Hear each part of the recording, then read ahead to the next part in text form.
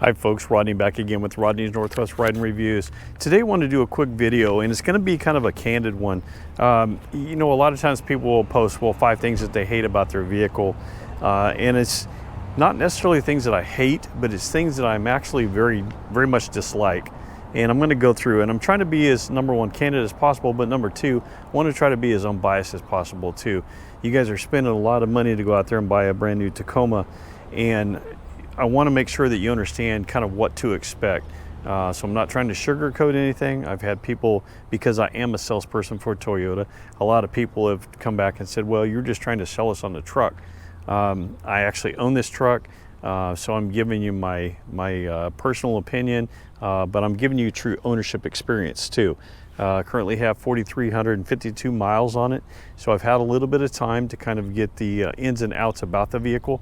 And there again, I'm going to point out some things that I love about the truck, which there's many, but I'm also going to point out some things that are really just kind of frustrating me a little bit.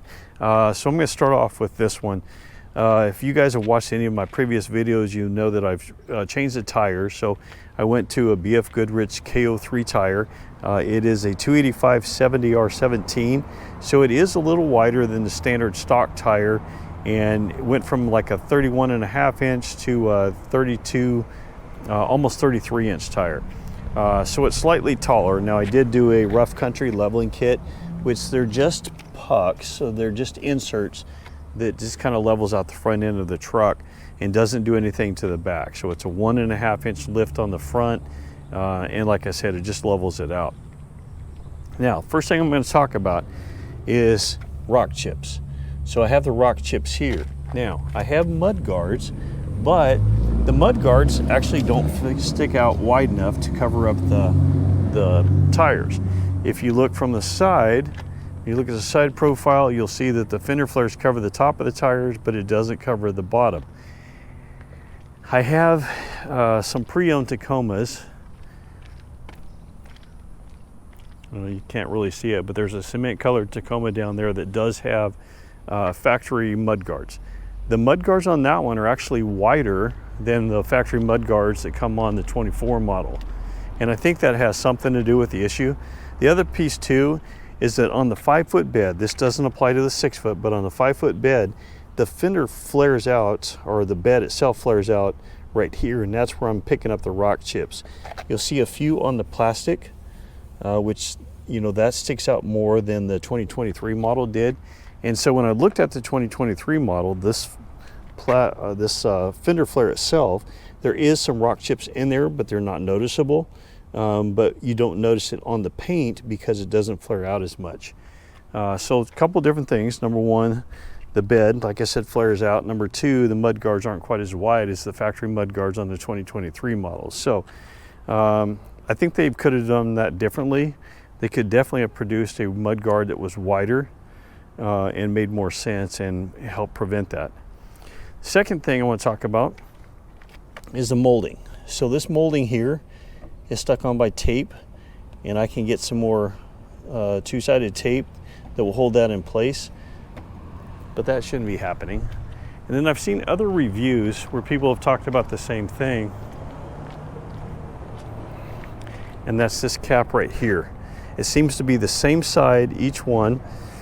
Now granted, by putting the tonneau cover on, it pulling down on that one side could force it up a little bit, but I've seen other people that didn't have a tonneau cover on it that have the same issue with that one bed cap wanting to come up like that for some reason. So I'm not quite sure why it's designed or why it's doing it on that one side. I do know, just in past experience, like for instance when the 2022 Tundras came out, the Platinum models had body side molding on them, and the body side molding would always come up on the Platinum models, and so just kind of a defect. They've basically would go through there and put additional tape on there to hold them down, but that was an issue that they had with those as well. So that's another thing that gripes me. When the rear seats are down, and keep in mind that with the Tacomas you kind of lose space. And so I came from a 2022 Tundra down to the Tacoma, so I gave up a lot of basically space. And I do have some underneath here, and when I fold the seats down, and of course this headrest will fold over and it folds all the way down, but you have a little bit of space back there. But when I ride, and of course if you guys see my other videos, I ride dirt bikes, so I take all my gear with me, and a lot of times I'm folding the seats down to put gear up on top just for storage. When I fold the seats down, it is pretty loud, and surprisingly loud, and you would think that because you have that plastic cover over there, of course you saw the subwoofer, but it's amazingly how loud it gets when those seats are folded down. So I think they could have put a lot more insulation behind that. That probably would have prevented that and eliminated that issue. Another issue I'm having is that on the infotainment system. So a lot of times I use Apple CarPlay because I don't have the built-in navigation.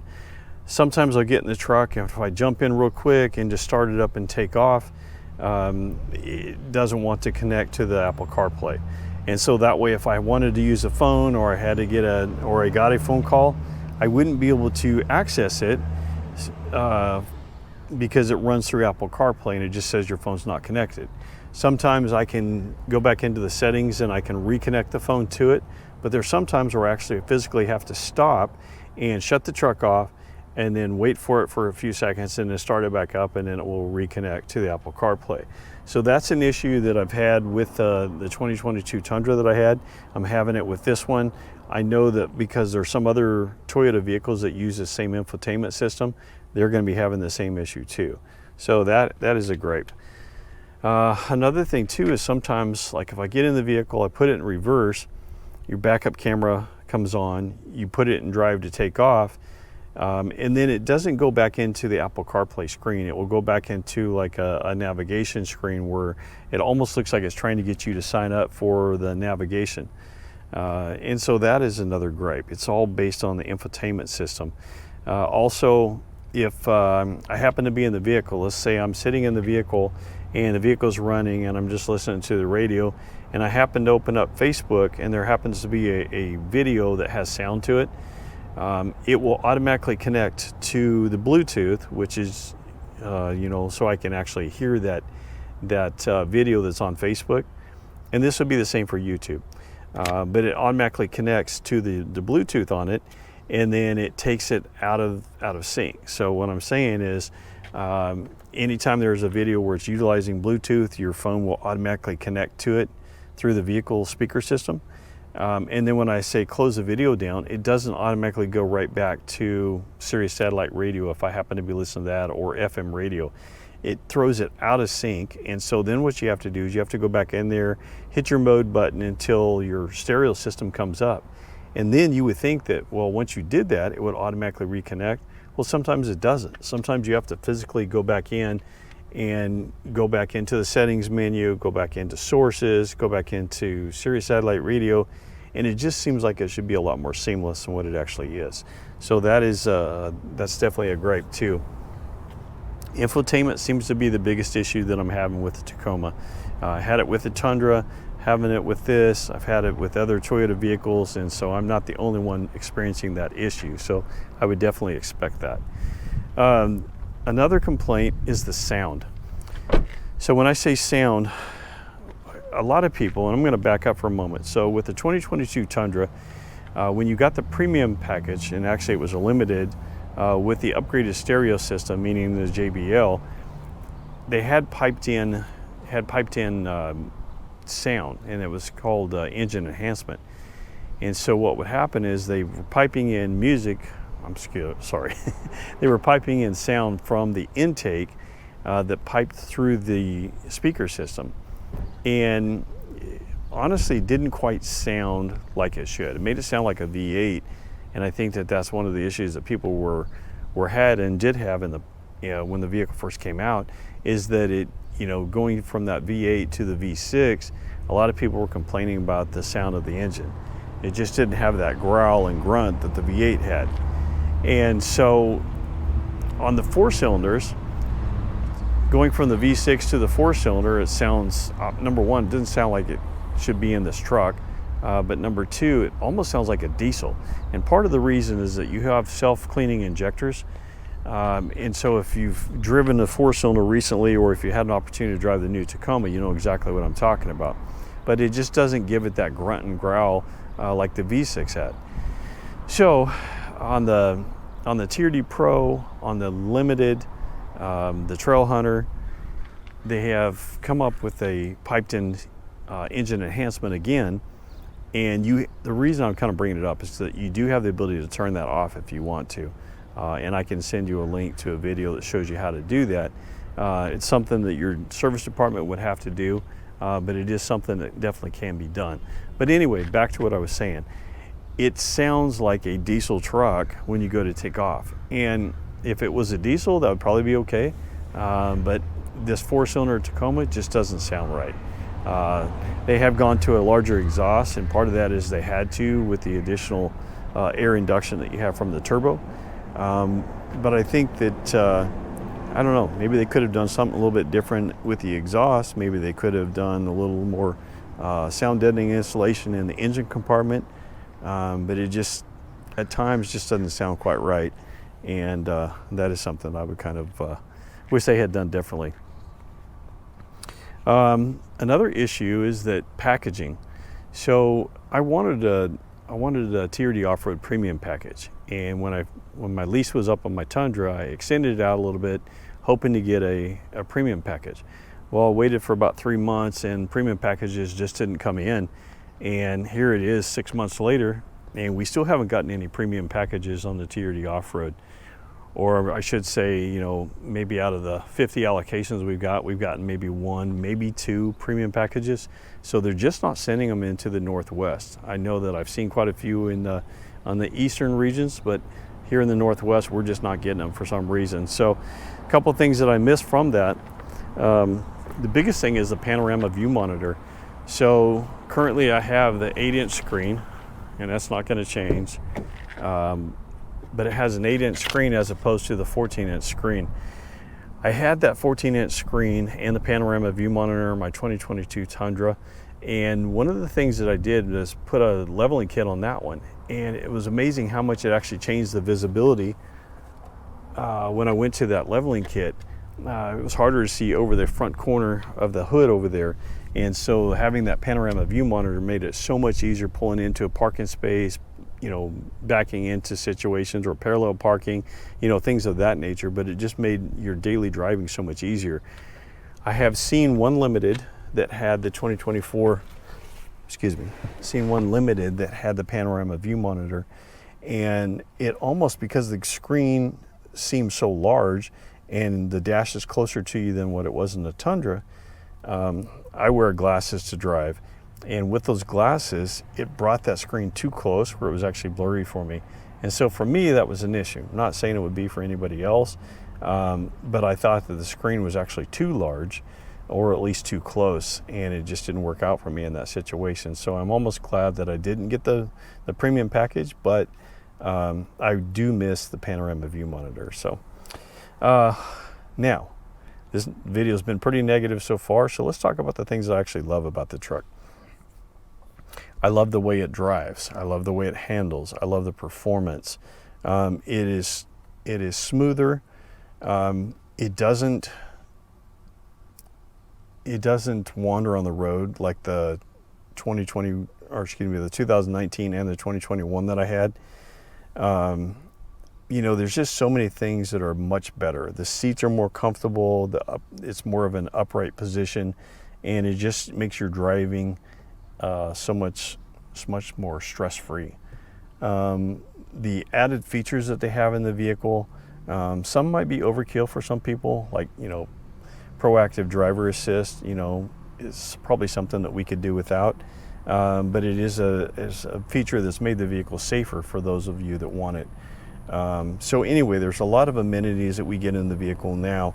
I will make comment on this real quick. This Qi wireless charging is amazing in these trucks. I had it in my Tundra. It was completely worthless. In the Tundra, you would put your phone in there. It would sit there in the cradle for a few seconds, and it looked like it was going to take off and charge, and then all of a sudden it would just stop and never worked on a consistent basis. So this one, every time I put it in there, it works like it's supposed to. I never have an issue with it disconnecting or not charging properly. And I even have had an OtterBox before. I think this is a different case now, but I had an OtterBox before, and that did not affect the charging on it either. So, you know, that's so much better.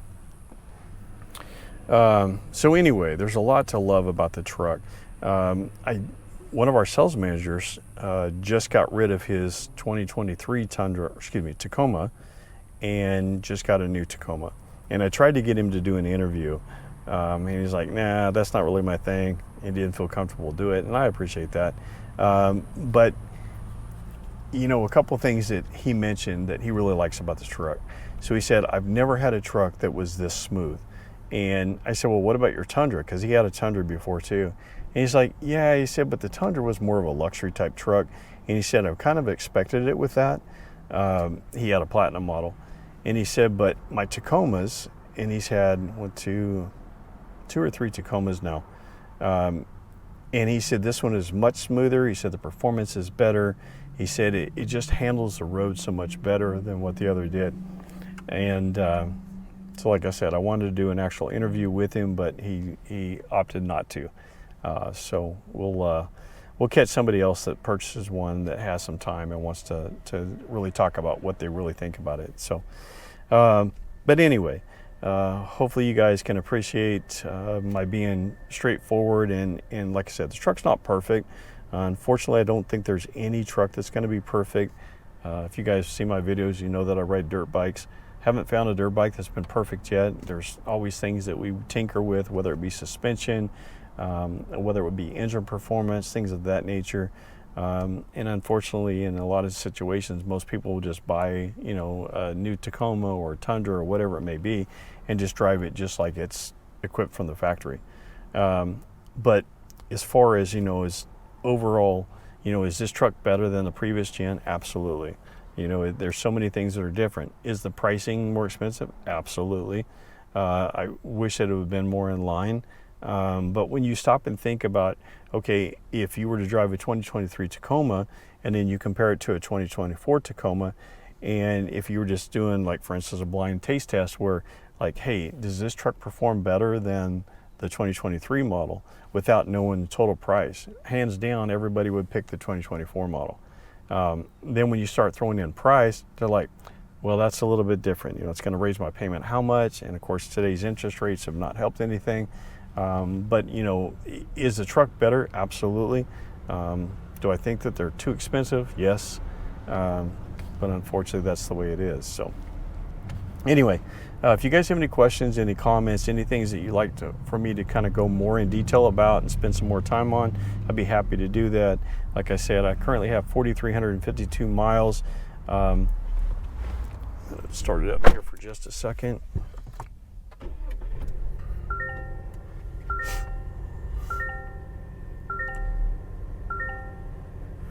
So current average showing 18.9. Because I put the larger tires on there, the calculations, I'm getting about a 0.6 miles per gallon better than what it actually shows. So 19.5. What I have seen is that my fuel economy has consistently gone up. I think there's a lot of different variations. Number one, I think mileage has a lot to do with it, because I think, number one, the engine's loosening up. But number two, I see that the turbo comes on quicker now than what it used to in the past. So I don't know if that's the turbo itself loosening up. I know when I had the 2022 Tundra, for the longest time, I couldn't ever hear the turbo whistle. And part of that's my hard hearing, and I get it. But I still can't hear the turbo whistle on this one. But what I started to say there is that as time went on, once I got over 10,000 miles, I started hearing the turbo whistle, and I could hear it quite a bit on my Tundra. So I think that over time, they actually loosen up quite a bit, and they probably start performing better. But, you know, fuel economy has consistently gone up. Where it's going to top out at, I have no idea.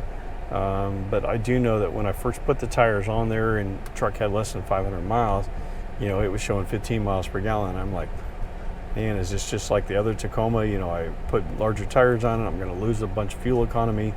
But no, it's consistently gone up over a period of time. So anyway, thank you guys for watching. Take the time to like and subscribe if you enjoy the content. If you have any questions, comments, send them my way. Thanks again.